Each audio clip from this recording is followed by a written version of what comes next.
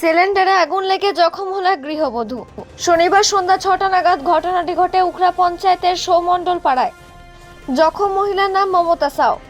প্রত্যক্ষদর্শীরা জানান, সন্ধ্যাবেলা রান্নার জন্য গ্যাস জ্বালানোর সময় পাইপ থেকে গ্যাস লিক হওয়ায় আগুন ধরে যায়।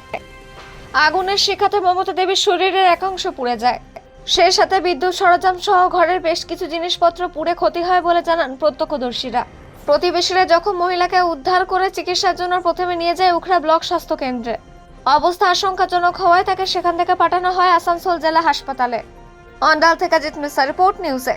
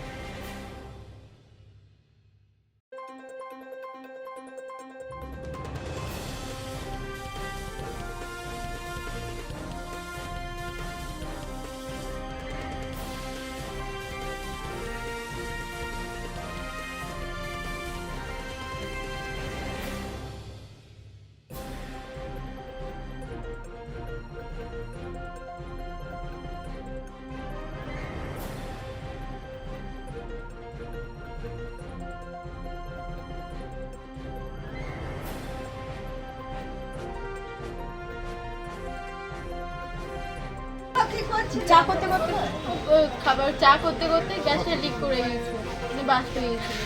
ব্লাস্ট হয়েছে মানে শব্দ হয়েছিল? শব্দ বলতে মানে আগুনটা একদম মানে সিলিন্ডার থেকে বেরিয়ে গিয়েছিল। কটার সময় হলো এই ঘটনাটা? 1 ঘন্টায় হয়ে গেল। আচ্ছা, তারপর কি হলো?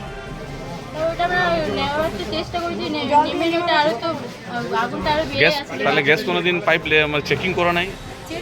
চেক করা হয়েছে, ওটা চেঞ্জও করা হয়েছে। বাড়িতে কে কে ছিল?